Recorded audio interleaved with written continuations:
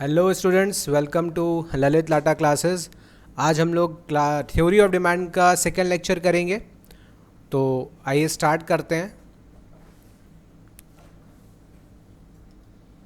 तो आज जो हम सीखने वाले हैं उसमें पहला टॉपिक है demand schedule.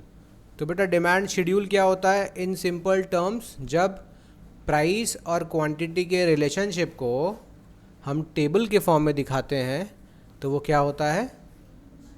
Demand schedule.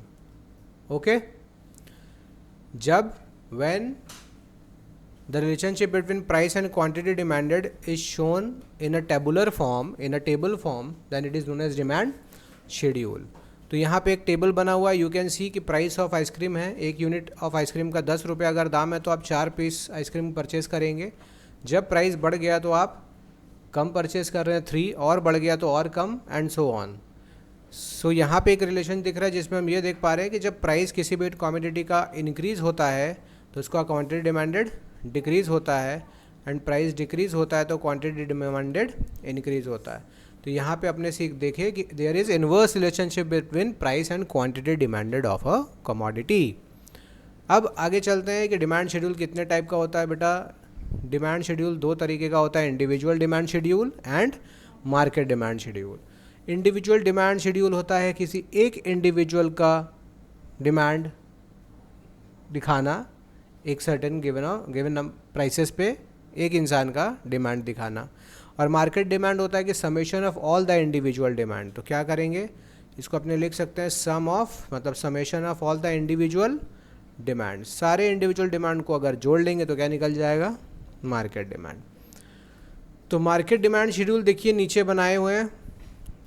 Again price है हमारे पास, मिस्टर एक्स यहाँ पर एक आदमी है, वाई भी है, जेड भी है, यहाँ 3 इंसान हैं। इस तरीके से मार्केट में हज़ारों लाखों इंसान हो सकते हैं। तो किसी भी कमोडिटी का अगर आपको डिमांड मार्केट निकालना है तो आप क्या करोगे, उन सारे लोगों का इन गिवन प्राइसेस पे डिमांड गिवन है। अब इन सारे डिमांड को जोड़ देंगे तो एट ₹10 मार्केट डिमांड क्या निकलेगा? इन सारे को क्या करना है आपको? ऐड करना। देखो यहाँ पे मैंने लिखा x + y + z is equal to market demand.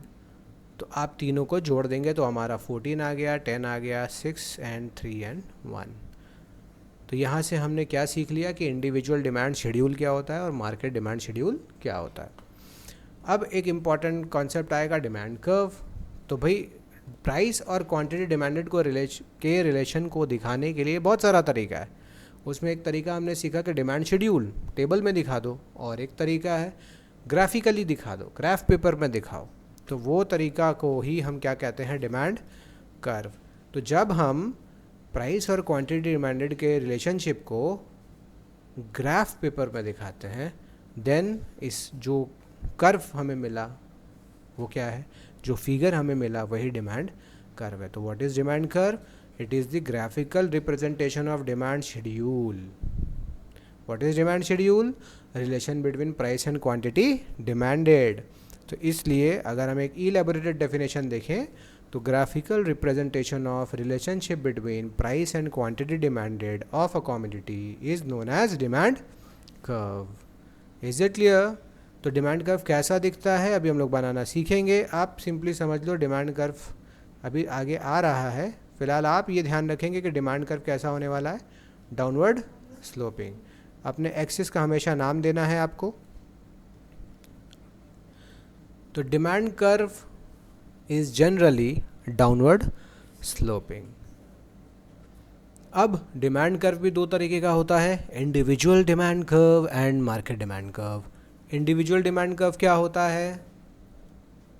Again, एक इंडिविजुअल के प्राइस और क्वांटिटी को जब हम ग्राफ में दिखाते हैं तो जो कर्व मिलेगा वो डिमांड कर्व कहलाएगा। Is it clear? पलक समझ में आ रहा है? तो हमने जो पीछे एग्जांपल लिया था डिमांड शेड्यूल का, उसी को अब हम अपने ग्राफ पेपर में प्लॉट कर रहे हैं। तो on the horizontal axis we are plotting quantity demanded, and on the vertical axis, that is y axis, we are plotting price of the commodity, and this price is per unit price. Now what we can see and observe here is, if price is 10 or at ₹10, quantity demanded is 4 units. At rupees 20, quantity demanded will be 3 units. At rupees 30, quantity demand will be 2. And again at rupees 40, only 1 unit of the commodity will be demanded.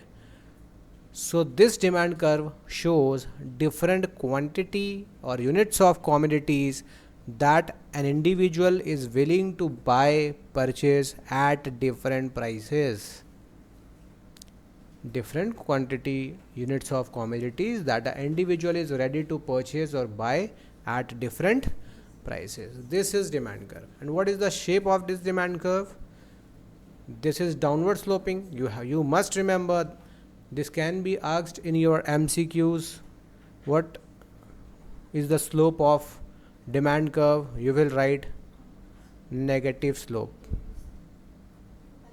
This is a question. Again, demand curve is dash sloping, downward sloping. Now I may ask, what does this downward slope or negative slope means? Downward slope means that there is what kind of relation? Inverse relation between price and quantity demanded. इस चीज़ को बेटा आप सब समझो कि अगर हमारे पास दो कॉमोडिटी, दो पैरामीटर्स है जिसको हम मेज़र कर रहे हैं, जैसे प्राइस और क्वांटिटी डिमांडेड को, एक्स एक्सिस पे क्वांटिटी डिमांडेड है, वाई एक्सिस पे प्राइस है. अगर कोई कर्व डाउनवर्ड आता है तो वह यह बताता है कि जो प्राइस और क्वांटिटी है जिनका रिलेशन हम चेक कर रहे हैं, इनके बीच में इनवर्स रिलेशन है. Any downward sloping curve shows inverse relation. And what we understand by inverse relation? When price increases, the other thing will fall. If one item is increasing, other will fall. Or increase in the one will lead to decrease in the other. And decrease in the first one will lead to increase in others. ठीक है, यहाँ से ये चीज़ समझ में आया. Inverse relation, negative relation, indirect relation, downward sloping. Slope क्या होता है? स्लोप का मतलब होता है ढलान. आगे सीखेंगे, जब इलास्टिसिटी सीखेंगे बहुत मज़ा आएगा. ये जो फिगर अपने बनाना सीख रहे हैं, इसमें आपका इंटरेस्ट होना चाहिए. बहुत सारे बच्चे हैं जो ये देख करके डर जाते हैं, बोर हो जाते हैं, नहीं बन रहा सर, कैसे बनाए, कैसे एक्सप्लेन करें. But this thing is very interesting. अगर समझ के चलेंगे तभी. आप इकोनॉमिक्स में मगअप नहीं कर पाएंगे. जैसे जैसे स्टैंडर्ड बढ़ेगा इकोनॉमिक्स का, आपका एक्सप्लेनेशन और अंडरस्टैंडिंग स्किल अच्छा होना चाहिए, तो ही आप अच्छे से कर पाएंगे. एल्स आप गड़बड़ करके ज़रूर आओगे. तो इसीलिए समझ कर चलना है. Is it clear? अब ये आप देखिए, नीचे आपको क्या दिख रहा है बेटा? 3 और यहाँ पे दिख रहा है एक्स वाई जेड. तो यहाँ पे मैं क्या कर रहा हूँ जानते हो? मैं मार्केट डिमांड कर्व डिराइव कर रहा हूँ. मिस्टर एक्स का है, मिस्टर वाई का और मिस्टर जेड का डिमांड कर्व ये रहा. पीछे टेबल बनाए थे, उसी टेबल को बेटा हमने प्लॉट किया है. जो बच्चे ऑनलाइन देख रहे हैं वो भी रफ हैंड से प्लॉट करें. अगर आपका कोई भी पॉइंट स्ट्रेट लाइन में नहीं आ रहा है तो कोई प्रॉब्लम नहीं है, रफ हैंड से पॉइंट को ज्वाइन कीजिए. डिमांड कर्व कर्व्ड भी हो सकता है, ज़रूरी नहीं है कि स्ट्रेट ही होगा. अब हमारा फोकस है मार्केट डिमांड कर्व लाना. तो मार्केट डिमांड कर्व, इन तीनों कर्व को ऐड करके क्या निकल जाता है? Market demand curve. ठीक है, तो आप डायग्राम से इसको, जो टेबल था शेड्यूल से तो प्लॉट कर ही सकते हैं, मार्केट निकाल चुके हैं. अगर शेड्यूल नहीं है और ये तीनों दिया है तो भी हम निकाल सकते हैं, क्योंकि इन तीनों से तो मुझे इन्फॉर्मेशन पता चल ही रहा है. जैसे कि मैं आपको एक करके बताता हूँ. 10 रुपये अगर दाम है बेटा, 10 रुपये अगर दाम है, एट प्राइस ₹10. ज़रा देखिए तो एक्स का डिमांड कितना है? हेलो, अभी को चलेगा, फिर देखते हैं. तो बेटा यहाँ पर आप देखो कि 10 में मिस्टर एक्स ने कितना डिमांड किया है, तो मैंने लिखा 4. 10 पे वाई ने कितना डिमांड किया है? 7. तो देखिए वाई का 7. जेड ने कितना किया है? 3. टोटल कितना हो गया? तो इसी 10 रुपीज़ पे मैंने क्या प्लॉट कर दिया, यहाँ पे मैंने 14 प्लॉट कर दिए। इसी तरीके से हम हर एक प्राइस पे ऐड कर करके तीनों का प्लॉट कर सकते हैं। तो अगर तीनों का ग्राफ पता है तो मार्केट डिमांड भी पता। If you know the demand curve of individuals you can find the demand of the market, that is market demand curve. Is it clear? Now again a very important point और definition, law of demand. Everybody must know what is law of demand. So what is law of demand, यहाँ हम लोग explain कर देते हैं। The law of demand states that other things remaining constant. ये word याद रखिएगा, फैंसी वर्ड है, सुनने में अच्छा लगता है। जब किसी को ये एक्सप्लेन करें तो अदर थिंग्स रिमेनिंग कांस्टेंट की जगह अपने सेटरिस पेरिबस कह सकते हैं। The demand for a commodity expands, बढ़ जाता है, with fall in its price. Price घटेगा, डिमांड एक्सपैंड होगा, बढ़ेगा। इंक्रीज और एक्सपेंशन वर्ड में थोड़ा डिफरेंस है, वो हम लोग आगे समझेंगे कि इकोनॉमिक्स के अंदर एक्सपेंशन और इंक्रीज दो अलग तरीके से यूज़ किया जाता है। इसीलिए यहाँ पे वर्ड में हम इंक्रीज मेंशन नहीं कर रहे हैं, expands. With fall in its price and contracts with rise in its price. Contract का मतलब सिकुड़ना, एक्सपैंड्स का मतलब फैलना। जब अब इसी चीज़ को हमने इकोनॉमिक्स में बेटा नोटेशन लैंग्वेज बड़ा काम काज होता है। इसमें आप बहुत अच्छा इन्फॉर्मेशन, बड़ा इन्फॉर्मेशन को क्या कर सकते हैं, बड़े शॉर्ट में दिखा सकते हैं। इसीलिए I prefer this notation language. ठीक, सिंबल यूज़ करो, नोटेशंस यूज़ करो। जैसे मैंने एरो मारा कि प्राइस इंक्रीज़ होगा तो क्वांटिटी डिक्रीज़ होगा, और प्राइस डिक्रीज़ होगा तो क्वांटिटी, तो आप देख पा रहे हो ना, इसी से हम समझ गए। और यहाँ पे मैं लिख दूँ सेटरिस पेरिबस। अगर मैं यहाँ सेटरिस सीपी लिख दिया, सेटरिस पेरिबस, और ये मेंशन कर दिया, आपका डेफिनेशन इसी में ख़त्म। 3 वर्ड में डेफिनेशन ख़त्म है आपका। पॉइंट समझ रहे हो? अगर मैं सिर्फ इतना चीज़ याद रखूँ ना, सेटरिस पेरिबस, और ये हो गया, आप डेफिनेशन लॉ ऑफ डिमांड खुद बोल देंगे। Is it clear? And now the most important question for ISC CBSE students and for other boards also, और जहाँ MCQs है वहाँ पे भी आ सकता है। Conceptual question, interesting question. आपको हो सकता है सीधा सीधा ये क्वेश्चन मिल जाए आपके एग्जाम्स में, why demand curve is downward sloping. इसको इस तरीके से भी क्वेश्चन को फ्रेम किया जा सकता है कि why law of demand operate, और कैसे पूछा जा सकता है why more of a good is purchased when its price fall. तो आम तौर पे ये आंसर सबको पता है। इफ़ आई आस्क यू कि बाबू प्राइस बढ़ेगा तो उस कमोडिटी का डिमांड डिक्रीज, मतलब कॉन्ट्रैक्ट होगा। प्राइस बढ़ेगा तो डिमांड कॉन्ट्रैक्ट होगा। लेकिन मैं अगर पूछ लूँ क्यों होगा, तो स्टूडेंट बोलता है सर ये तो कॉमन सेंस। देखो आप ऐसे ही बोलेंगे एक्सप्लेन, जब तक आपको आंसर्स नहीं पता है तो आप यही बोलेंगे सर ये तो दिखता है ना, ये तो हम देख पा रहे हैं कि ऐसा हो रहा है। प्राइस बढ़ रहा है तो कॉन्ट्रैक्ट हो रहा है डिमांड, किसी भी चीज़ का देख लीजिए, आमतौर पे ऐसे ही होता है। बट मुझे चाहिए रीज़न, कि भाई रीज़न बता ऐसा क्यों हो रहा है। तो बहुत लोगों को लगता है कि ये क्वेश्चन ही ठीक नहीं है, तो हम देख ही पा रहे हैं। तो आप भले ही देख पा रहे हो, आपको समझाना पड़ेगा कि ऐसा क्यों होता है। क्यों इंसान ज़्यादा ख़रीदता है अगर किसी चीज़ का प्राइस डिक्रीज़ हो जाए, और कम ख़रीदता है अगर उसका प्राइस इंक्रीज़ हो जाए। तो आइए रीज़न जानेंगे वन बाय वन। सबसे पहला रीज़न है बेटा law of diminishing marginal utility. Utility वाले चैप्टर में हमने पढ़ा था, कंज्यूमर इक्विलिब्रियम वाले चैप्टर में हम फिर पढ़ेंगे कि यूटिलिटी क्या होता है। Want satisfying power of a commodity. क्या इस पेन में यूटिलिटी है? क्या इस माइक में यूटिलिटी है। जिस चीज़ में यूटिलिटी है उसी चीज़ का प्रोडक्शन भी हो रहा है, कंजम्पशन भी हो रहा है। ठीक है, तो ये camera, laptop, light, table, benches, सब चीज़ का यूटिलिटी है, तभी वो बन रहा है। इनफैक्ट वही चीज़ बन रहा है जिसका यूटिलिटी, और जिसका यूटिलिटी नहीं है वो बनता ही नहीं है। जैसे आज के डेट पर क्या नहीं बन रहा है, ब्लैक एंड वाइट टीवी नहीं बन रहा है, पहले यूटिलिटी था, अब नहीं है। अगेन बहुत लोग बोलता है कि यूटिलिटी वर्ड का मतलब होता है sir usefulness, and this is not the case. Utility is not equal to usefulness. आप सभी ये समझ लें, यूटिलिटी इज़ नॉट यूज़फुलनेस। चलिए स्मोकिंग का यूज़फुलनेस बताइए।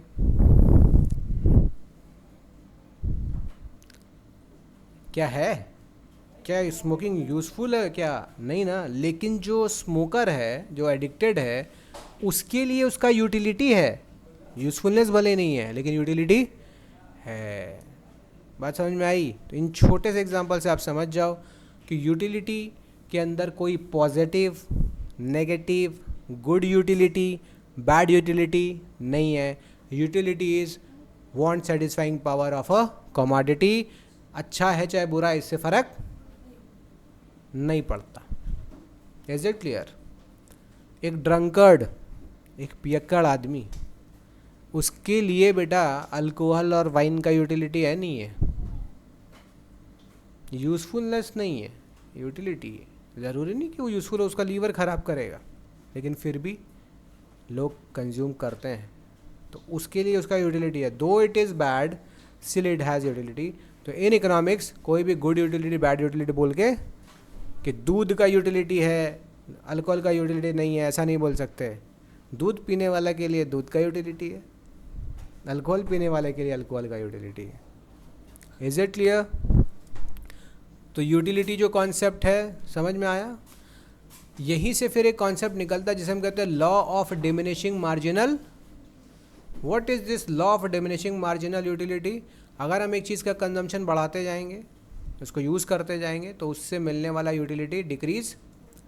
इसका मतलब अगर किसी कम्युनिटी का पहला यूनिट कंज्यूम करेंगे, उससे जितना यूटिलिटी मिला, सेकंड कंज्यूम करेंगे, सेकंड वाले से पहले वाले से थोड़ा कम यूटिलिटी मिलेगा। फैक्ट है। लेकिन ये कंजम्पशन इन अ रो होना चाहिए, एट ए मोमेंट होना चाहिए। टाइम गैप हो जाएगा, दिन बदल जाएगा, तो फिर बात बदल जाएगी। जैसे आपको भूख लगा, बहुत भूख लग रहा है, तो आपने एक चपाती खाया, एक रोटी खाया। वो एक रोटी खा के आपको बहुत मज़ा आया, तृप्ति हुआ, उससे मन शांत हुआ, मेरा जो चाहत था थोड़ा पूरा हुआ, नीड फुलफिल हुआ। लेकिन सेकंड यूनिट का जो रोटी खाएंगे वो तब भी खाते हैं, लेकिन पहले जैसा मज़ा दूसरे में थोड़ा कम आता है, तीसरे में और कम आता है, चौथे में और कम आता है। बात समझ रहे हो? अब पांचवा में शायद आप खाओ ही नहीं, बोला पेट भर गया सर, है ना? तो इसे हम कहेंगे law of diminishing marginal. Marginal मतलब एडिशनल। तो जो एक्स्ट्रा खा रहे हैं उससे जो मिलने वाला यूटिलिटी है वो कंटिन्यूसली घट रहा है, डिक्रीज़ हो रहा है। यही होता है लॉ ऑफ डिमिनिशिंग मार्जिनल। तो आप मुझे बताइए, जब आप किसी एक पीस को कंजम्पशन करेंगे तो उसका यूटिलिटी घटा, आपने एक सर्टेन प्राइस पे किया उसके लिए। आप जब उसका दूसरा यूटिलिटी यूनिट खाएंगे तो आपका क्योंकि थोड़ा कंजम्पशन हो चुका है, अब आप उसके लिए वही प्राइस देंगे कि थोड़ा कम? थोड़ा कम देंगे। तो समझ में आया कि प्राइस घटाओगे तो दूसरा यूनिट बिकेगा, ठीक? सेकेंड यूनिट के लिए पैसा कम मिलेगा। ऐसे भी बोल सकते हैं सेकेंड यूनिट कंज्यूम करने के लिए जो आदमी है वो हो सकता है कम पैसा ऑफर करे। तो यूटिलिटी क्योंकि डिक्रीज़ हो रहा है, इसीलिए प्राइस को भी रिड्यूस करना पड़ेगा। कम प्राइस पे ही वो ज़्यादा कंज्यूम करेगा।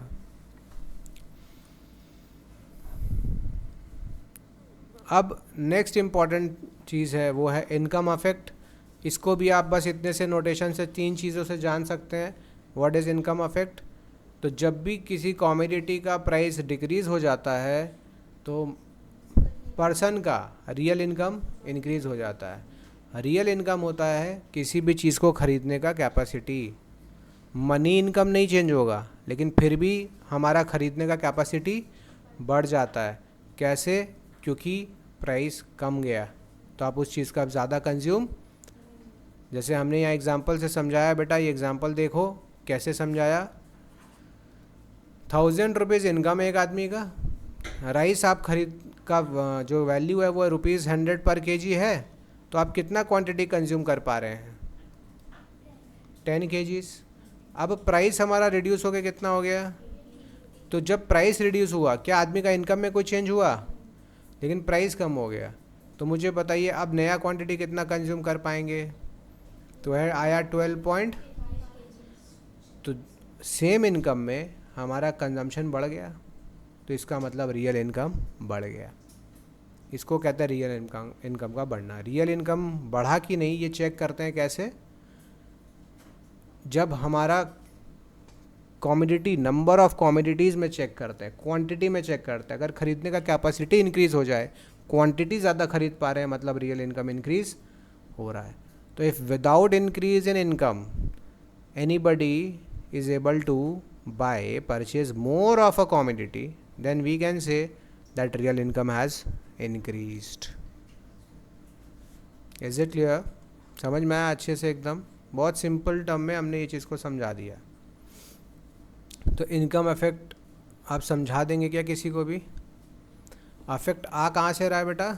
प्राइस से ही आ रहा है, ये ध्यान रखना है। नेक्स्ट देखिए क्या है, सब्स्टिट्यूशन इफेक्ट क्या होगा? जब किसी भी चीज़ का प्राइस डिक्रीज़ हो जाता है तो वो सामान सस्ता हो जाता है कंपेयर्ड टू इट्स सब्स्टिट्यूट। तो कम्पिटिटिव जो गुड्स है उसके कंपैरिजन में ये सस्ता हो गया, तो इसका डिमांड क्या होगा? इंक्रीज़ हो जाएगा ना, लोग इसको ख़रीदने लगेंगे। पेप्सी एंड कोक के एग्जांपल से हमने इसको समझा कि पेप्सी और कोक मान लीजिए मार्केट में 15 रुपीज़ करके ही बिक रहा था, ये ओल्ड प्राइस था। लेकिन अब पेप्सी ने क्या किया, अपना प्राइस को रिड्यूस कर दिया। तो जो कोक के कंज्यूमर थे ना, वो अट्रैक्ट हो जाएंगे टूवर्ड्स पेप्सी। तो पेप्सी के एग्जिस्टिंग कस्टमर तो कंज्यूम कर ही रहे थे पेप्सी को, कोक के भी कुछ कंज्यूमर इधर आ जाएंगे, और भी कोई कंपिटिटर होगा उसका भी कुछ कंज्यूमर यहाँ आ जाएगा, क्योंकि Pepsi is relatively cheap. Is it clear बेटा? अब यहाँ आ जाओ, पॉइंट नंबर 4, न्यू कस्टमर्स। अगर एक मार्केट में न्यू कस्टमर कैसे जनरेट हो जाएगा? मान ले प्राइस डिक्रीज़ हो गया तो सामान क्या हो जाता है? अफोर्डेबल हो जाता है। अफोर्डेबल है तो लोग उसको और ख़रीदने लग जाते हैं। चीज़ अफोर्डेबल बना देंगे तो लोग, कंज्यूमर्स बढ़ जाते हैं, तो इससे भी डिमांड बढ़ा। और किसी भी चीज़ का अगर बहुत सारा यूज़ है तो उधर भी ऐसा होता है कि अगर प्राइस डिक्रीज़ हो जाए इस पर्टिकुलर चीज़ का तो उसका डिमांड ज़्यादा होगा, क्योंकि हम उसको अब ज़्यादा यूज़ करने लगेंगे, उन बाकी सारे चीज़ों में यूज़ करने लगेंगे। ठीक है? तो यहाँ पर हमने सीखा, और ठीक इसका रेसिप्रोकल भी अवेलेबल है, मतलब वैलिड है। प्राइस बढ़ने से कम हो जाएगा डिमांड। तो हमने एक तरफा सिखाया, आप बढ़ा के भी आप बता सकते हैं। Is it clear?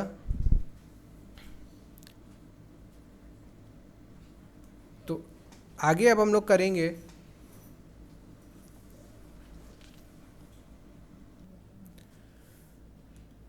अब इसके बाद जो हमारा टॉपिक होने वाला है वो है exceptions of the law of demand. लिखिए,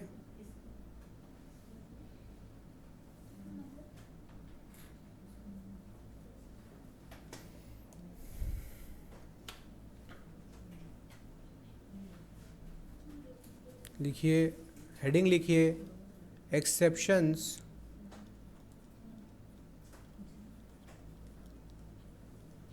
टू द लॉ ऑफ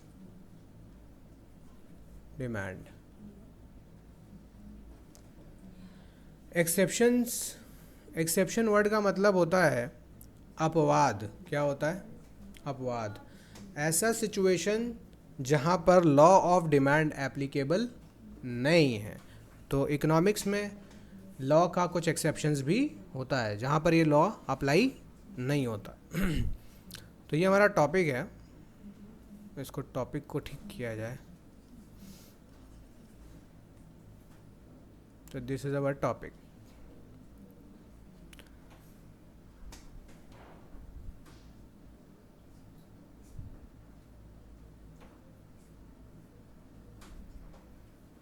सबसे पहले लिख लीजिए वेबलेन इफेक्ट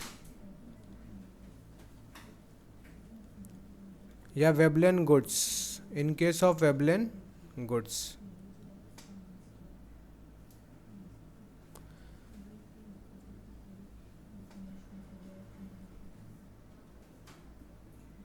थॉस्टिन वेबलिन नाम के एक इकोनॉमिस्ट थे, उन्होंने ये ऑब्जर्व किया।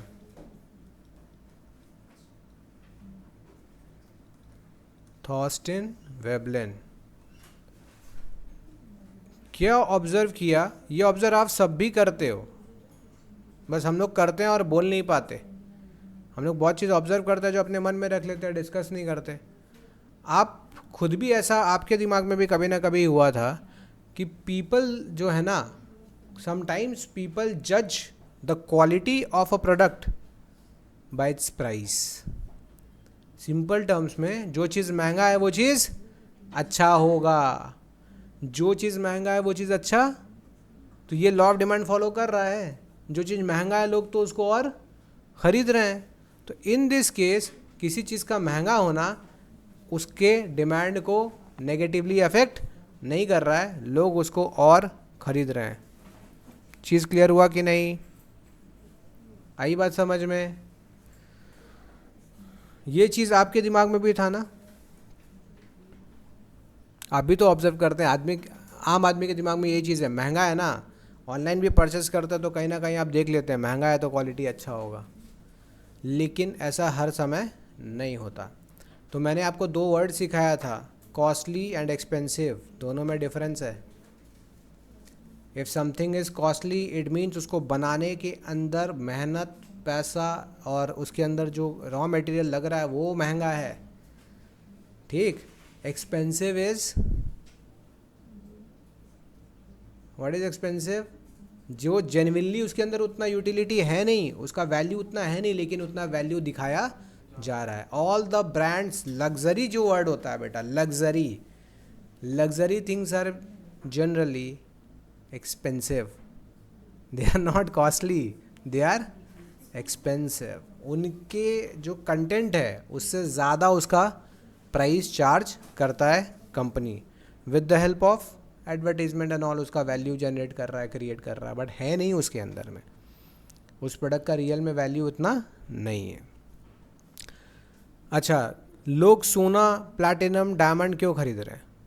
महंगा महंगा कार, बुगाटी क्यों खरीद रहे हैं? क्योंकि उनको दिखाना है ज़्यादा है इसका प्राइस, उनको लगता है महंगा है तो मेरा कीमत है। अगर डायमंड फुटपाथ में बिकने लगेगा तो उसका कोई वैल्यू है? बात समझ रहे हो? महंगा है इसीलिए उसका डिमांड है, और लोगों को लगता है कि वो चीज़ यूनिक है, मेरा वैल्यू रिस्पेक्ट सोसाइटी में ज़्यादा होगा इस चीज़ के कारण। क्या ये चीज़ क्लियर हुआ? ठीक है, यहाँ तक क्लियर है? आप लोग भी कोई सोचो तो यहाँ पे अपने याद रखने के लिए क्या रखेंगे स्टेटमेंट? मोर प्राइस कॉमा बेटर क्वालिटी।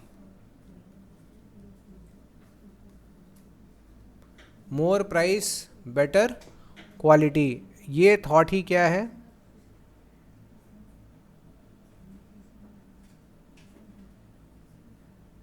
ठीक है,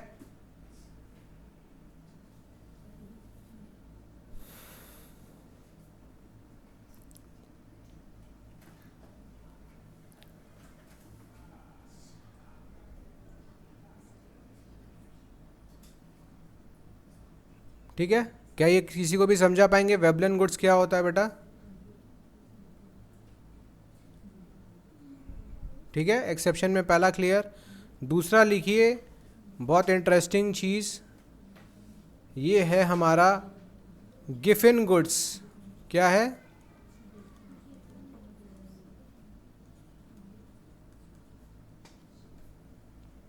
तो गिफिन गुड के केस के अंदर भी आपको लॉ ऑफ डिमांड देखने नहीं मिलेगा। तो ये किस टाइप का गुड्स है? तो गिफिन गुड्स बेसिकली क्या होता है? एक तरीके का इन्फीरियर गुड्स होता है, ठीक, एक तरीके का इन्फीरियर गुड्स है। लेकिन इसमें ये पाया गया कि नॉर्मली हम देखते हैं कि जब किसी भी कॉमोडिटी का प्राइस बढ़ता है तो उसका डिमांड बढ़ता है। लेकिन गिवन गुड्स ऐसा गुड्स है जिसका प्राइस अगर बढ़ता है तो इसका डिमांड बढ़ जाता है ये घटिया किस्म का गुड्स, थोड़ा इन्फीरियर क्वालिटी है, इन्फीरियर गुड्स का एक क्लास है ये, जिसमें ये चीज़ पाया जाता है। तरीका से आदमी शिफ्ट कर जाता है कि भाई अगर किसी चीज़ का प्राइस बढ़ रहा है और वो इन्फीरियर गुड्स है तो हम उसी प्राइस में कुछ और खा लेंगे। लेकिन ये इस तरीके का इन्फीरियर गुड्स है जिसमें अगर इसका प्राइस बढ़ जाए तो लोग इसका डिमांड बढ़ा देते हैं। अब देखिए ये एक यूनिक केस ऑब्ज़र्व किया, किसने किया? रॉबर्ट गिफिन ने। किसने? Robert Giffen, sir Robert Giffen. तो हुआ क्या था?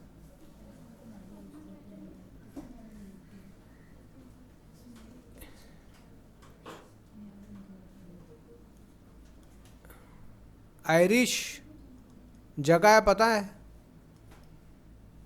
यहाँ पे क्या हुआ? पोटैटो फेमाइन, याद रखना, पोटैटो फेमाइन इसका एक एग्जाम्पल है, ठीक है। पोटैटो फेमाइन हुआ तो पोटैटो का कंजम्पशन कम होना चाहिए क्योंकि पोटैटो का प्राइस बढ़ गया होगा, कमी हो गया। लेकिन हुआ क्या कि पोटैटो का कंजम्पशन के अंदर कोई घटा नहीं, इंस्टेड बढ़ गया। क्यों ऐसा हो गया ये देखना होगा, क्योंकि जो पोटैटो है वो एक स्टेपल फूड है। क्या है? मतलब ये आम तौर पे चाहिए ही चाहिए। जैसे घरों के अंदर हर सब्जी में आलू, तो आलू के बिना काम नहीं चलेगा। आलू सस्ता भी पड़ता है, कंपैरेटिवली तो सस्ता ही है ना। स्टेपल फूड मतलब जो आदमी रेगुलर बेसिस पर इसको कंज्यूम कर रहा है। अब हुआ क्या कि ये इसका कमी हो गया, जिसके कारण हुआ क्या कि पोटैटो का जो प्राइस है, प्राइस ऑफ पोटैटो क्या हो गया? इंक्रीज हो गया, प्राइस इंक्रीज हो गया। प्राइस इंक्रीज होने के कारण लॉ क्या कहता है कि इसका डिमांड क्या होना चाहिए?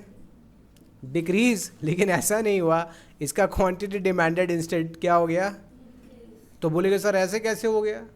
क्योंकि इसलिए ऐसा हो गया क्योंकि लोगों को तो आलू चाहिए, लोग आलू का कंजम्पशन कम नहीं कर सक रहे हैं, तो इंस्टेड इसको बढ़ा दिया। और इसके साथ और भी तो कुछ खा रहे होंगे, जैसे क्या खा रहे थे? मीट खा रहे थे। क्या खा रहे थे? तो बेटा मीट का कंजम्पशन कम हो गया और यहाँ का पैसा बचा के क्या खरीदा गया? आलू खरीदा गया। क्या आलू से पेट भर जाएगा? मीट को थोड़ा कट किया जा सकता है और उसके पैसे से आलू से पेट भर लिया जाएगा। क्या ये समझ में आया कि नहीं? तो इन्होंने जो एक्स्ट्रा वेगेंट फूड पे सेव किया, एक्स्ट्रा वेगेंट मतलब जो थोड़ा कॉस्टली फूड है, उसके ऊपर पैसा सेव किया और उससे परचेस क्या किया? मोर ऑफ पोटैटोज, ठीक। क्योंकि उनका हैबिट जो है कंजम्पशन का वो पोटैटो ही है और उसी से उनका पेट भरता है, उनको उसी का रिक्वायरमेंट है। Is it clear? इसीलिए अगर प्राइस बढ़ गया पोटैटो का तो उसका डिमांड भी बढ़ गया, है ना। इंटरेस्टिंग चीज़। तो इन्वर्स हो गया ना लॉ ऑफ डिमांड का, इसी को एक्सेप्शन बोलेंगे। तो अब आप बताइए कि आप एक्सप्लेन कर पाएंगे किसी भी को? हेलो, यस, हाँ हेलो, हाँ कहिए। हाँ, आइए नेक्स्ट पॉइंट देखते हैं। अपना पर्पस होना चाहिए बेटा कि हम लोग इसको अच्छे से समझा सके, ना कि सिर्फ अपने कर लिया। जब तक समझाने का कैपेसिटी नहीं है, आप ठीक से नहीं समझे ये जान के रखेंगे, तो आपको समझाने का कैपेसिटी भी आपके अंदर होना चाहिए। तो मैंने बहुत शॉर्ट में बता दिया, आप एक्सप्लेन कर पाओगे। अगर आपको फिर से रिवीजन चाहिए वीडियो देख लीजिएगा। चलिए नेक्स्ट पॉइंट लिखते हैं। पॉइंट नंबर क्या होने वाला है? ये 3 ना, price change expectation. Price change expectation.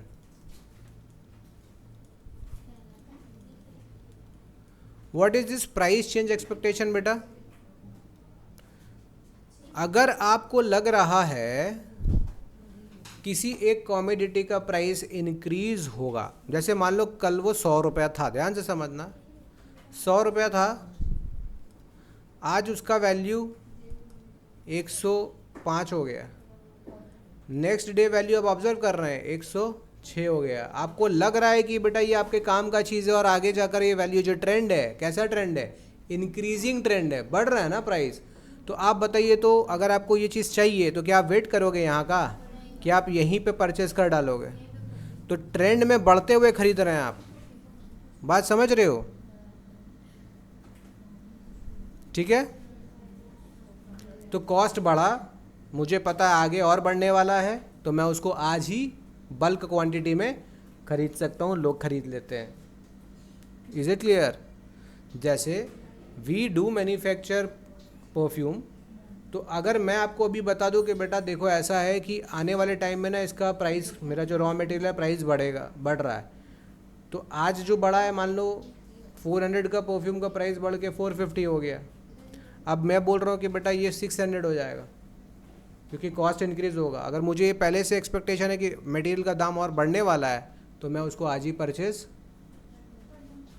अगर कहीं वॉर सिचुएशन हो जाता है, कोरोना टाइम में भी देखे हैं, कहीं वॉर हो रहा है, तो आप देखते हैं ना कि लोग होर्डिंग करने लगते हैं, लोग खरीद लेते, ज़्यादा खरीद लेते हैं अभी, कि कल का मुझे पता नहीं है, कहीं बाढ़ आने वाला है, कहीं फ्लड का सिचुएशन है, वॉर का सिचुएशन है, कहीं कुछ झमेला हो गया है, तो लोगों को पता है अभी 10-20 दिन का कोई भरोसा नहीं है कि कुछ दुकान खुला हो के नहीं, तो आदमी क्या करेगा, आज ही जा सामान, दाल चावल खाना सब अभी लेके भर लेगा।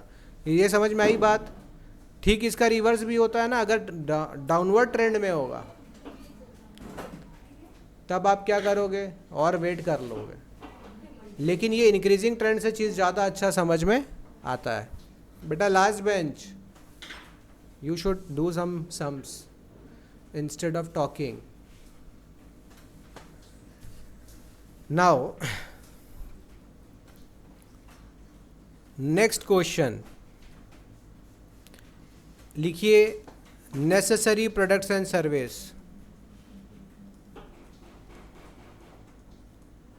necessary product and सर्विसेज, इसको अपने क्या कहते हैं, एसेंशियल्स। एसेंशियल्स, आप मेरे को बताओ, अगर कोई चीज़ बहुत नेसेसरी है और अगर उसका प्राइस बढ़ जाए तो क्या आप उसको नहीं लोगे? भाई बढ़े हुए दाम में भी लेना पड़ेगा, लॉ ऑफ डिमांड यहाँ अप्लाई नहीं होता। जैसे मेडिसिन नेसेसिटी है भाई, मेडिसिन नेसेसिटी है कि गोल्ड नेसेसिटी है? गोल्ड तो बेटा लग्जरी में आ जाएगा।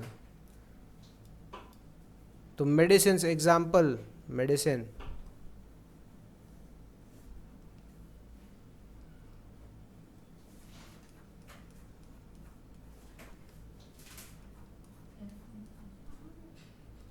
चलिए एग्जाम्पल लिखिए,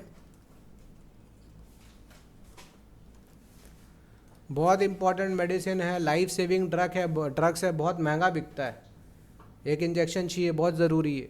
जैसे ब्रेन स्ट्रोक वगैरह हो जाता है तो बहुत तुरंत इंजेक्शन देना पड़ता है, वो लगना ही चाहिए। वो आप बोलेंगे महंगा आ रहा है, 5,000 का 10,000 का अगर एक इंजेक्शन है, तो आप क्या बोलेंगे, नहीं लगाएंगे, छोड़ देंगे? तो ऐसा नहीं होता है। लेकिन बहुत गरीब इंसान होता है, वो उसको छोड़ना पड़ता है। बात समझ में आ रहा है? क्योंकि उसके वो अफोर्ड ही नहीं कर पाएगा। यहाँ पॉइंट है, महंगा हो गया तो भी लेना तो पड़ेगा। शुगर, बहुत लोगों के लिए शुगर बहुत इंपॉर्टेंट है, शुगर थोड़ा महंगा हो गया तो आप थोड़ी खाना छोड़ देते हैं।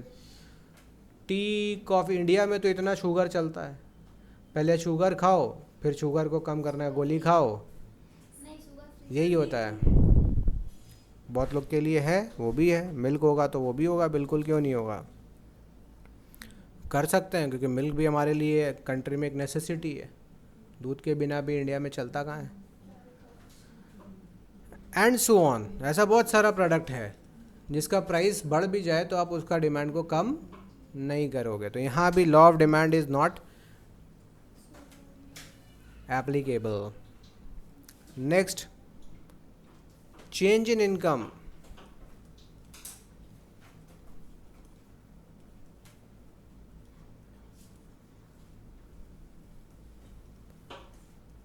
चेंज इन इनकम क्या भाई, इनकम बढ़ जाए तो फिर मज़े ही मज़े, फिर तो क्या ही पैसा का दाम बढ़ने का। पैसा अच्छा आ रहा है तो आप देखते हैं क्या 20-50-100 रुपया बढ़ गया। आज आप एक एक चीज़ खरीदने के टाइम में एक आम आदमी, middle class, lower middle class क्या कर रहा है बेटा, वो ढूंढ रहा है, ऑनलाइन में बैठा हुआ है ना, उसको क्या बोलते हैं, सेव टू कार्ट करके बैठा हुआ है, ये चीज़ मुझे लेना है। कब वेट कर रहा है, अभी कोई सेल लगेगा, कोई फेस्टिवल आएगा तो कुछ दाम और घटेगा, तब हम जाकर लेंगे। आप सेम कार्ट है आपके पास, कार्ट में 10 कपड़ा है, आप सब के लिए आज वेट कर रहे हैं कि सर प्राइस कम होगा तब खरीदेंगे। अगर आपके पास सोर्स ऑफ इनकम बढ़ जाए, आपका इनकम आ जाए, आप क्या अब उस घटे हुए प्राइस का वेट करेंगे? Now you that thing is affordable, आप बोलेंगे जैसे जो प्राइस मिल रहा है लो ख़त्म करो। ठीक, तो इनकम अगर बढ़ जाए तो प्राइस बढ़ भी जाए तो भी आदमी डिमांड करेगा। तो यहाँ पे लॉ ऑफ डिमांड अप्लाई नहीं हो रहा है। Is it clear? तो डिमांड इंक्रीज हो जाता है, सारे चीज़ों का डिमांड इंक्रीज हो जाता है।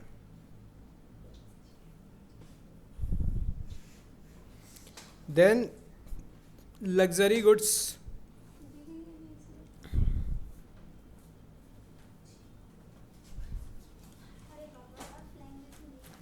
लग्जरी गुड्स क्या होता है?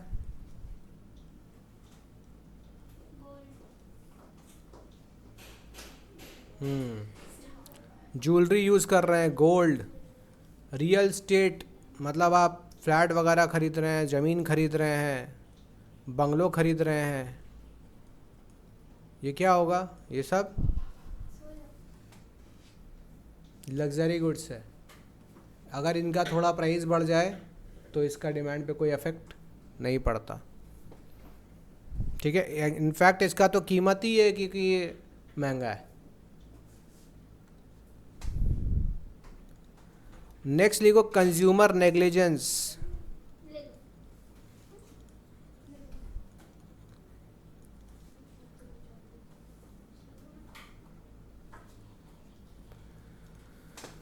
कंज्यूमर नेग्लिजेंस, कंज्यूमर को पता ही नहीं है कि ये चीज़ बिकता कितने में है, तो जो सेलर है बेटा उसको एक्सप्लॉइट कर लिया, ज़्यादा दाम में बेच दिया, कंज्यूमर खरीद लिया, उसको पता ही नहीं है। ठीक,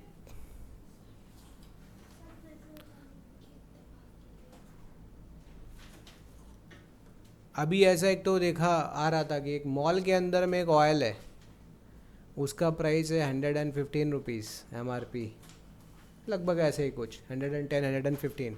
वही चीज़ नॉर्मल लोकल मार्केट में 80 रुपीज़ में मिल रहा है। There are lot of things, I have set an example कि ऑयल शैम्पू भी हो सकता है, मॉल्स वगैरह में उसका प्राइस इन्फ्लेटेड रहता है। अरे ऐसा ही चीज़ बहुत सारा क्लोथ में है भाई, आप एक कपड़ा देख रहे हैं नॉर्मल लोकली मिल रहा है, मान लिया वो मिल रहा है 500 में, अब उसको तुम किसी ऑनलाइन ऐप में देखोगे उसका प्राइस इन्फ्लेट किया हुआ 1500 रुपया है, फिर उसके ऊपर डिस्काउंट दिखा रहा है 1000 रुपया, घूम फिर के 500 ही देना है। लेकिन तुमको ये फील हो रहा है कि यार ये इतना ज़्यादा डिस्काउंट मिल रहा है, 1500 का चीज़ है, अच्छा ही है, सस्ता में मिल रहा हो। बात समझ रहे हो? नॉर्मल लड़की लोग का कुर्ती हो गया, साड़ी हो गया, लड़का लोग का ट्राउज़र टी शर्ट हो गया, देख रहा है MRP 6000 रुपया, रिड्यूस करके दिखा रहा 300 रुपया, तो आदमी तो इससे इफेक्ट होएगा 90% डिस्काउंट। गजब है भाई, 90% डिस्काउंट, 80% डिस्काउंट, तो समझ रहा है ना वो कंज्यूमर के माइंड से खेलना। तो भाई कंज्यूमर का नेग्लिजेंस है, आप शॉप में गए, आपको पता ही नहीं उस चीज़ का प्राइस कितना है, प्राइस रिड्यूस हो चुका है, आप बढ़े हुए दाम में ही खरीद लिए। ऐसा होता है ना, प्राइस इन्फ्लेट होता रहता है, किसी से बढ़ भी रहा है और घट भी रहा है, यू नेवर नो। हो गया लग्जरी, कंज्यूमर नेग्लिजेंस हो गया। फिर लिखेंगे effect of demonstration.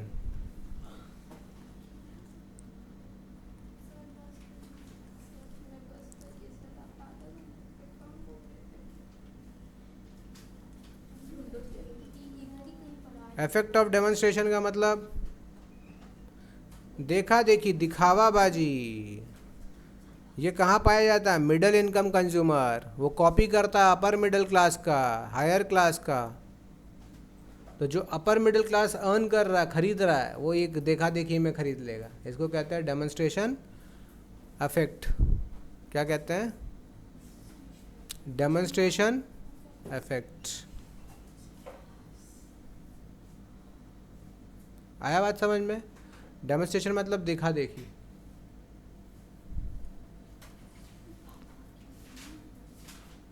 Change in taste, preference,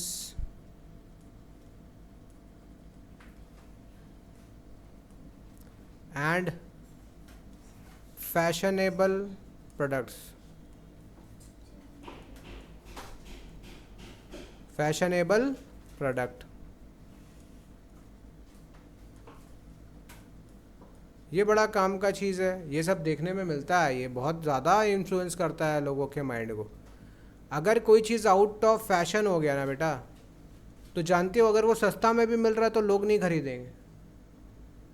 कुछ नया आया, जैसे फैशन चेंज होता रहता है, तो जो नया स्टाइल आया उसके लिए लोग ज़्यादा पैसा देने के लिए रेडी है, और जो आउटडेटेड हो गया, थोड़ा सा पुराना हो गया है, वो सस्ता मिल रहा है, फिर भी लोग उसके लिए नहीं देंगे। तो नया फैशनेबल प्रोडक्ट आया, लोगों का टेस्ट प्रेफरेंसेस बदल गया, तो क्या हो जाएगा? अभी इंडिया के अंदर बहुत ज़्यादा डिमांड कोरियन ड्रेसेस का है ना? तो अभी उसका भी कोई बिजनेस करना चाहे तो इंपोर्ट करके कर ले या मैन्युफैक्चर करके कर ले। ठीक, यहाँ तक क्लियर हुआ? इसके बाद जो ट्रेडिंग वर्ड समझते हो ना? यहाँ होगा ट्रेडिंग इन स्टॉक एक्सचेंज। कहाँ पे?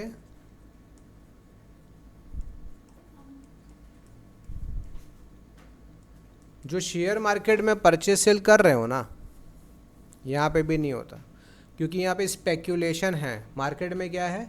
स्पेक्यूलेशन। कल का किसी को नहीं पता। तो स्पेक्यूलेशन के केस में क्या होता है? अगर प्राइस बढ़ रहा है तो ही लोग परचेज़ कर लेते हैं शेयर। क्यों? क्योंकि मुझे लगता है कि अगर प्राइस आज बढ़ा है तो हम आज बढ़े हुए प्राइस पे करें, और ट्रेंड बढ़ने वाला है तो कल फिर बढ़ेगा, तो उस वाले प्राइस पे हम बेच देंगे। तो स्पेक्यूलेशन जहाँ है स्टॉक मार्केट में, वहाँ पे भी ये चीज़ है। ये सारा वो जगह है जहाँ पर लॉ ऑफ डिमांड अप्लाई नहीं होता। तो जो मैंने जो की टर्म्स याद रखने के लिए कहा, वो आप साथ में नोट कर लेना। जैसे हमने क्या कहा, नेसेसरी के लिए तो कोई ख़ास ज़रूरत नहीं था, एक्सपेक्टेशन में भी नहीं था। जैसे चेंज इन इनकम में मैंने क्या कहा था, शॉर्ट में आप क्या लिख सकते हो इसको हिंदी में याद रखने के लिए? चेंज इन इनकम को क्या लिख सकते हो आप? पैसा है तो सोचना क्या? क्या? पैसा है तो सोचना क्या? याद रहेगा बेटा? पैसा है तो सोचना क्या भाई? पैसा है तो फिर टेंशन नहीं है, हम नहीं देखने वाले क्या प्राइस है, बढ़ेगा तो भी कोई दिक्कत नहीं है। लग्जरी गुड्स, लग्जरी गुड्स के अंदर क्या याद रख सकते हैं? क्या ध्यान रख सकते हैं? लग्जरी को कैसे लिख सकते हैं? दिखाना है तो सोचो क्यों? अगर अपने को रईसी दिखाना है ना, तो सोचने की क्या जरूरत? क्या हुआ, इतना हंस रहा तुम लोग?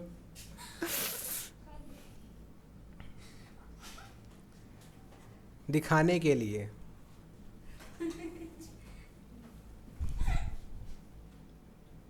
ठीक, दिखाने के लिए। क्या दिखाने के लिए? रईसी, पैसा दिखाने के लिए, मनी, कि मेरे पास पैसा ही पैसा है, ये दिखा रहे हैं हम। कंज्यूमर नेग्लिजेंस को क्या लिखोगे? हेलो, यस, कहिए। अच्छा, आप मेरे को थोड़ा देर में कॉल कीजिए ना, ठीक है? हाँ, ओके। भाई पैसा दिखाने के लिए, लग्जरी, मेरे पास सोना है। कंज्यूमर नेग्लिजेंस, कंज्यूमर नेग्लिजेंस क्या होगा इसमें? कंज्यूमर नेग्लिजेंस के कारण क्या होगा?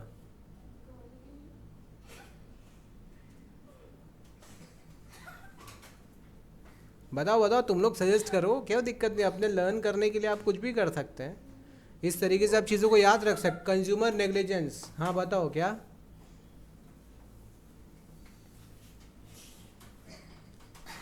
बोलो।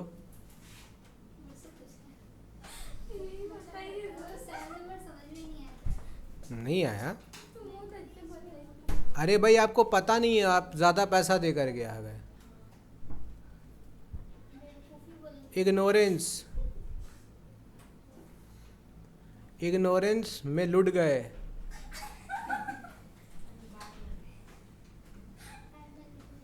या इग्नोरेंस में लूट लेना, लूट गए, यही ना हुआ। आप अगर नेग्लिजेंट हैं, आप इग्नोरेंट हैं, आपको नहीं मालूम चीज़ के बारे में, तो लुट गए। लुट गए से माने सामने वाला ज़्यादा पैसा ले लिया, यही तो है। ज़्यादा पैसा ले लिया, पता नहीं है, फिर भी आप ज़्यादा प्राइस में खरीद के आ गए। इफेक्ट ऑफ डेमोन्स्ट्रेशन, औकात से ज़्यादा दिखाना। क्या ध्यान रखना है? इफेक्ट ऑफ डेमोन्स्ट्रेशन, औकात से ज़्यादा दिखाना, ज़्यादा दिखाना, है ना? देखा देखी भी लिख सकते हैं, देखा देखी भी लिख सकते हैं। देखा देखी करना, या देखा देखी में खरीद लेना चीज़ों को।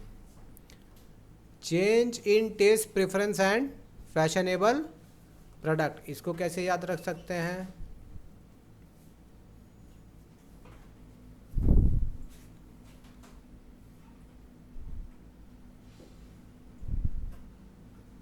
नए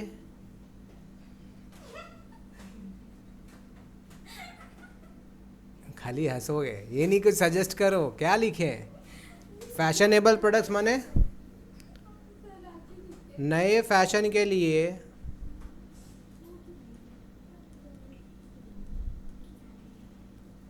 ज़्यादा देना पड़ेगा। क्या ज़्यादा देना होगा? पैसा, money, you will have to pay more नए फैशन के लिए। टेस्ट नया, पैसा ज़्यादा। टेस्ट नया लेना है, पैसा ज़्यादा देना होगा।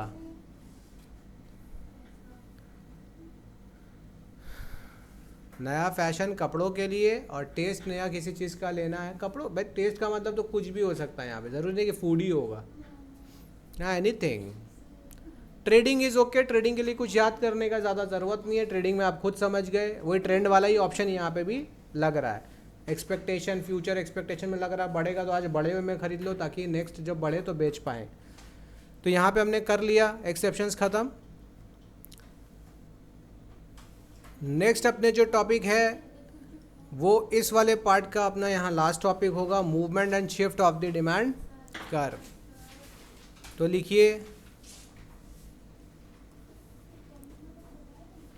Movement along the demand curve,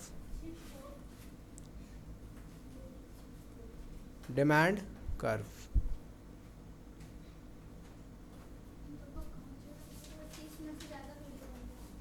हाँ, movement along the demand curve, पहले समझेंगे ये क्या चीज़ है। जो मैं बता रहा हूँ बेटा, अगर उसको करोगे तो आप इसको बहुत इजीली याद रख पाओगे, नहीं तो लोग फिर इसमें कंफ्यूज हो जाते हैं कि सर ये क्या है, कैसे हो रहा है। आप देखो, movement along the demand curve and shift of the demand curve क्या होता है, ध्यान से समझेंगे। चलिए, हमारे पास ये क्या है, एक ग्राफ है, यहीं से मैं आपको समझाऊंगा। बाबू यहाँ फोकस करिए। अगर आपको लग रहा है इकोनॉमिक्स की बहुत मज़ेदार और हलवा है कि कभी भी कर लेंगे, केयरलेस होकर चल लेंगे, नहीं कर पाएंगे। इसीलिए बहुत केयरफुल होकर आपको यहाँ चलना है, बार बार कह रहा हूँ। बाद में नहीं बोलना ये चीज़ समझ में नहीं आया, क्योंकि कुछ चीज़ें ऐसी है जो बहुत जल्दी नहीं आया उसमें, फिर मुझे इतना लंबा एक्सप्लेनेशन देना होगा, इसीलिए अभी समझ लो। चलो देखो, ये हमारे पास एक डिमांड कर्व है डाउनवर्ड स्लोपिंग, ठीक है। ज़रूरी नहीं कि डिमांड कर्व स्ट्रेट ही हो, डी डी डैश हमारा डिमांड कर्व है। ये जरा सिचुएशन देखो कि अगर मेरा प्राइस मान लो ये था, तो मेरा क्वांटिटी डिमांड कितना होगा, ये इसको अपन ले लें P1 Q1, कोई इशू। P1 का मेजरमेंट कैसे होगा बेटा, OP1। अगर मैं पूछूं प्राइस कितना है तो आप ये प्राइस को P1 नहीं बोलेंगे, क्या बोलेंगे, OP1। OP1 में डिमांड कितना है मेरा, OQ1, पूरा रेंज जो है उतना वो डिमांड बनेगा। इस पॉइंट का हमने नाम दिया A। अब एक पॉइंट ये लिया और यहाँ पे मेरा प्राइस हो गया कितना, P2, और क्वांटिटी कितना हो गया बेटा, Q2। पॉइंट नंबर B है, ठीक है। एक और अपने पॉइंट लिए और वो आया ये point number C, P3 and Q3। अब ये बड़ा मज़ा आएगा, इधर देखिए। सपोज़ कीजिए कि मेरा इनिशियल जो पॉइंट था क्वांटिटी और प्राइस वो P2 था, क्या था, P2। इस काम करते हैं, P2 को हम PA और QA कर देते हैं, तो ज़्यादा आपके लिए इजी हो जाएगा याद रखना, ठीक है। PA QA रख देते हैं क्योंकि इससे हमको इनिशियल प्राइस का पता चल जाएगा, PA एंड QA। तो पहले प्राइस PA था तो क्वांटिटी डिमांडेड बेटा QA, OQA था।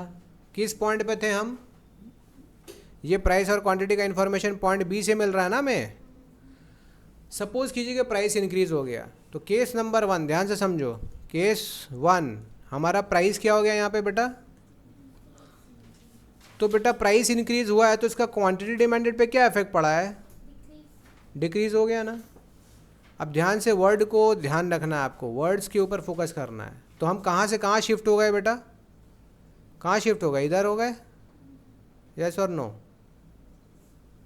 समझ पा रहे हैं क्या हो रहा है। आप QA से कहाँ शिफ्ट हो गए, Q1 में शिफ्ट हो गए, और आपका पॉइंट A से आप किस पॉइंट पे शिफ्ट हो गए, A पे शिफ्ट हो गए। यही तो है क्या, प्राइस बढ़ा तो B से कहाँ शिफ्ट हो गए, A में शिफ्ट हो गए ना।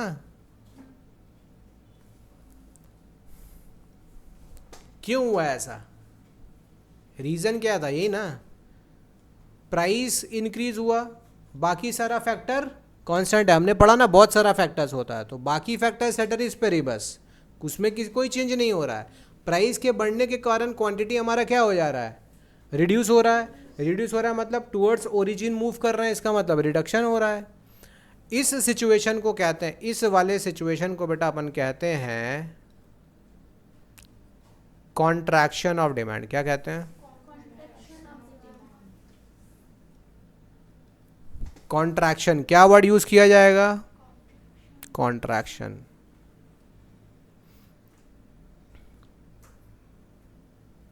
और इसी सिचुएशन को कहते हैं चेंज इन क्वांटिटी डिमांडेड। ये जो movement along the demand curve हो रहा है, इसके अंदर हो रहा है चेंज इन क्वांटिटी डिमांडेड। क्या टर्म यूज करते हैं, चेंज इन।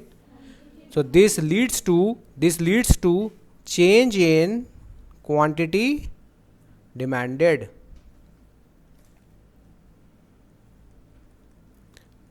वेरी इंपॉर्टेंट चीज़ है ये।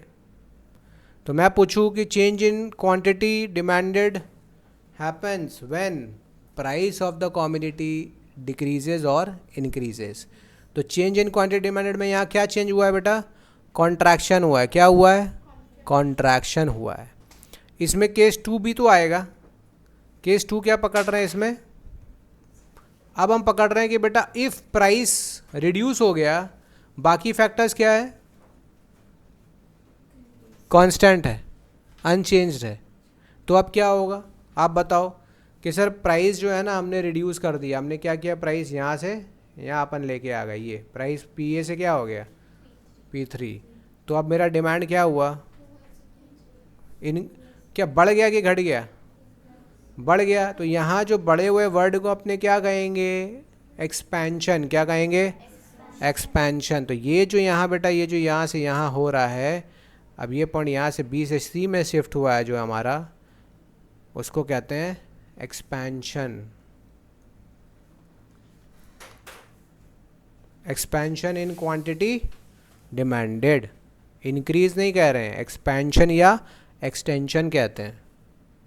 तो याद आया, कॉन्ट्रैक्शन डिमांड के डेफिनेशन में कॉन्ट्रैक्शन था, एक्सपेंशन था, इंक्रीज डिक्रीज नहीं बोलेंगे। क्या बोलेंगे? Contraction and expansion. क्योंकि यहाँ पे चेंज क्या हो रहा है? क्या हो रहा है बेटा? प्राइस इंक्रीज या प्राइस डिक्रीज हो रहा है। बाकी सारा फैक्टर कांस्टेंट है, सेटरिस पेरिबस है, अनचेंज्ड है। तो अब मैं अगर आपसे पूछूं कि बेटा movement along the demand curve कब होता है? जब प्राइस में चेंज होता है। तो why this happens, movement along the demand curve? क्या नोट करना है? नोट, इस केस में मूवमेंट होने के लिए हमेशा क्या होना चाहिए? Price must change and other factors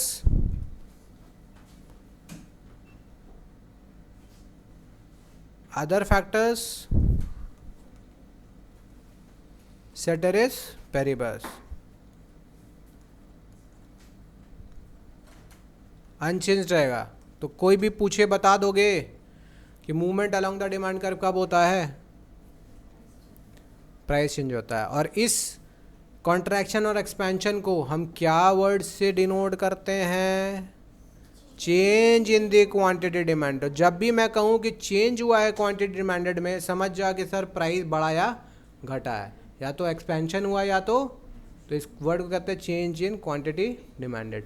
कैसे किसी डायग्राम को देखकर हम समझें कि मूवमेंट हो रहा है, तो इसको भी ट्रिक से याद कर सकते हैं। क्या ध्यान है? देखो, डी और डी डैश, हमारे इस फिगर में डी और डी डैश एक लाइन है। लाइन को हिंदी में कहते हैं रेखा। क्या कहते हैं? तो डी और डी डैश एक रेखा है, और ए बी और सी उसके ऊपर 3 डॉट है। डॉट को हिंदी में क्या कहते हैं? बिंदु। जब रेखा पर बिंदु नाचे तो क्या हो रहा है? मूवमेंट अलोंग द, बात समझ रहा है?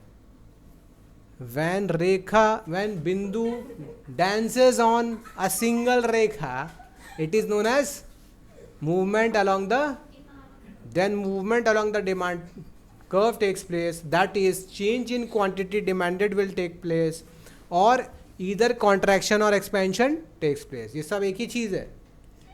तो बिंदु और रेखा याद रहेगा ना? तो यहाँ बिंदु रेखा पर डांस करती नजर आएगी, कभी ऊपर कभी उसी लाइन पे रहेगी, उसी रेखा पर रहेगी। अब नेक्स्ट, अभी खत्म करना मुझे, सो व्हाट, लिखिए shift of the demand curve.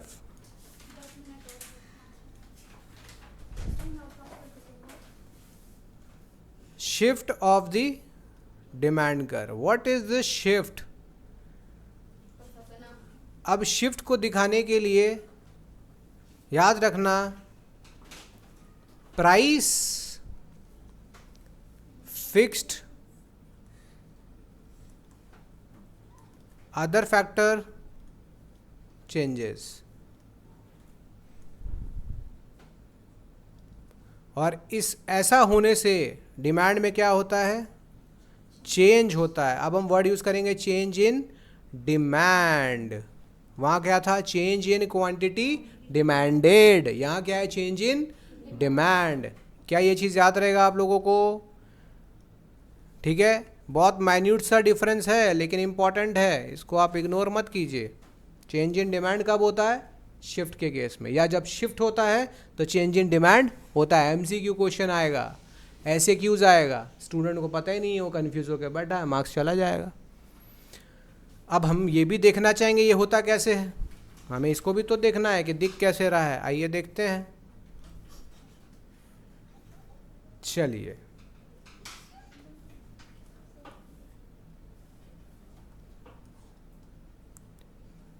ये बनाइए X axis and Y axis, बन गया। यहाँ पर क्या है, प्राइस, और यहाँ क्या है, क्वांटिटी यूनिट्स में। यहाँ पे पहला कंडीशन क्या था बेटा, प्राइस हमारा क्या रहेगा, फिक्स। तो चलो प्राइस को फिक्स कर ले, प्राइस अपन ये वाला पकड़ लेते हैं, से P A, and it won't change, it will remain fix. तो ये प्राइस मान लिया, इस पे इतना क्वांटिटी डिमांडेड हो रहा था, तो अपने कर्व, डिमांड कर्व कैसे बना लिए, ये रहा डी डैश। अब आप मुझे बताइए, ऐसा हो सकता है क्या इसका प्राइस यही रहे लेकिन फिर भी डिमांड में चेंज हो जाए? तो इसको समझने के लिए मैं आपको एक टर्म दे रहा हूँ, किसका प्राइस, टी का प्राइस, और किसका क्वांटिटी, टी का क्वांटिटी, चाय पत्ती का। देखते हैं डिमांड पे क्या इफेक्ट होगा। क्या ऐसा हो सकता है कि चाय पत्ती का प्राइस हमने चेंज नहीं किया है लेकिन फिर भी उसका डिमांड में चेंज हो जाएगा? हो सकता है क्या? प्राइस चेंज नहीं कर रहे चाय पत्ती का, फिर भी मेरा डिमांड चेंज, बता सकते हैं क्या होगा ये? जब सब्स्टिट्यूट का प्राइस कम या ज़्यादा हो जाएगा। तो अगर मैं केस पकड़ूँ, प्राइस तो फिक्स है बेटा, तो मैं अपने पकड़ते हैं अपने कॉफ़ी, सपोज करो कॉफ़ी का प्राइस रिड्यूस हो गया, तो बता सकते हैं टी का डिमांड इंक्रीज होगा कि डिक्रीज होगा? प्राइस का कॉफ़ी का प्राइस घट गया तो टी का डिमांड कम होगा कि बढ़ेगा? कम होगा। कम होगा तो बताओ तो किधर मूव करना, ओरिजिन की तरफ कि ओरिजिन से दूर? ओरिजिन की तरफ, मतलब यहाँ मूव करना चाहिए हमें। तो अब मुझे बताइए कि मेरा जो नया डिमांड क्वांटिटी है वो ये हो गया, तो नया डिमांड कर्व कैसे बनेगा? इस पॉइंट से इसको ज्वाइन कर लेना। आया ये पॉइंट? और यहाँ से आपको क्या करना है, एक नया डिमांड कर्व बनेगा। बेटा समझ में आया क्या बनाया डायग्राम? D1 D2, पहले पॉइंट ये था, अब पॉइंट क्या हो गया, हम किधर आ गए, इस तरफ आ गए। तो हमारा डिमांड पहले मान लो QA था, अब क्या हो गया, Q1 हो गया, घट गया ना। इस सिचुएशन को, इस कंडीशन को कहते हैं डिक्रीज इन डिमांड। क्या कहते हैं? Decrease in demand. समझ गए बेटा? यहाँ कॉन्ट्रैक्शन नहीं बोलेंगे, क्या बोलेंगे, डिक्रीज। तो decrease in demand takes place when price of the substitute falls. What if case number 2, coffee का प्राइस बढ़ गया, ये तो केस 1 था। केस 2, कॉफ़ी का प्राइस बढ़ेगा तो टी का डिमांड पे क्या इफेक्ट पड़ेगा? लोग टी को ज़्यादा प्रेफर करेंगे तो बाय करेंगे, तो इसका डिमांड बढ़ेगा। तो अब इस पॉइंट से QA से किस तरफ मूव करने वाले हम लोग? बाहर की तरफ। तो सपोज कीजिए यहाँ आ गए। अब बहुत लोग को डायग्राम बनाने में प्रॉब्लम होता है, कैसे बनाएं? तो क्या करना है, फिर से इसको यहाँ तक लेके आना है। प्राइस में तो चेंज नहीं हो रहा है ना, तो ये लाइन यहीं से यहाँ शिफ्ट करना है आपको अब आगे। और ये पॉइंट हमारा क्या बनने वाला है, पॉइंट नंबर C। और यहाँ पे हमको क्या बनाना होगा, एक नया डिमांड कर्व। तो इसका नाम क्या दे देंगे, D3 D4। कोई दिक्कत? अब A से कहाँ मूव किए हैं बेटा, C की तरफ। इसको क्या कहेंगे अपने, ये जो मूवमेंट इधर की तरफ हुआ, जो इंक्रीज हुआ है, इसीलिए इसको हम कहेंगे increase in demand. Increase in demand. तो ऐसा भी होता है कि प्राइस में आप चेंज नहीं कर रहे हो फिर भी आपका डिमांड बढ़ गया, प्राइस में चेंज नहीं कर रहे हो आपका डिमांड घट गया। तो इसके पीछे कारण अदर फैक्टर्स हो सकते हैं। क्या हो सकते हैं? आप मान लो एक टी शर्ट बेच रहे थे, आउट ऑफ फैशन हो गया, नया फैशन आ गया, आपने प्राइस नहीं बदला, फिर भी आपका टी शर्ट का डिमांड डिक्रीज हो जाएगा। समझ रहे हैं? तो यहाँ पर क्या दिख रहा है, जो हमारा जो लाइन है, हमने क्या टॉपिक लिखा था, नाम क्या था बेटा टॉपिक का, क्या लिखा है? अब हर एक बच्चे को समझ में आया कि ये शिफ्ट जो लिखा गया है वर्ड बिल्कुल सही लिखा गया है, क्योंकि डिमांड कर्व पहले था डी डैश, फिर वो कम हुआ तो शिफ्ट होके हुआ D1 D2, शिफ्ट हो गया पूरा का पूरा नया डिमांड कर्व ही। ठीक, समझ में आया? और फिर क्या आ गया D3 D। So this is how you can understand shift of the demand curve. And जब शिफ्ट होता है तो ये हो क्या रहा है, एक्चुअल में चेंज इन डिमांड हो रहा है। इसके ऊपर बेटा प्रैक्टिकल क्वेश्चंस पूछा जा सकता है। ठीक, कॉन्सेप्चुअल क्वेश्चन पूछा जा सकता है कि अगर प्राइस बढ़ेगा तो बताओ क्या होगा, टेस्ट प्रेफरेंस प्रीफर करने लगे गुड्स तो क्या होगा, दूसरा सब्स्टिट्यूट में चेंज हो गया तो ऐसा होगा, कॉम्प्लीमेंट्री गुड्स का प्राइस में चेंज हो गया तो क्या होगा। ये सारा क्वेश्चन इस पर पूछा जा सकता है। Is it clear? शिफ्ट कब हो सकता है? मैंने आपको एग्जांपल एक तो यही बता दिया कि अगर हमारे सब्स्टिट्यूट का प्राइस में चेंज हो, और दूसरा कंज्यूमर का इनकम इंक्रीज़ हो जाए। कंज्यूमर का इंक्रीज बढ़ गया तो डिमांड हो सकता है बढ़ जाएगा, आप कुछ नहीं किए लेकिन लोग खरीद रहे हैं ज़्यादा, और अगर इनकम घट गया तो डिमांड डिक्रीज़ हो जाएगा। Is it clear? तो यहाँ तक हमने समझ लिया अच्छे से। आई होप बच्चों जो ऑनलाइन आप लोग देख रहे हैं आपको ये वीडियो बहुत पसंद आया होगा। अगर आपको पसंद आया है तो आप अपने फ्रेंड्स के साथ इसको शेयर कीजिए, हमारे चैनल को सब्सक्राइब कीजिए। मिलते हैं नेक्स्ट वीडियो में इसी तरीके के वीडियो के साथ, तब तक के लिए बाय बाय, सी यू, जय हिंद।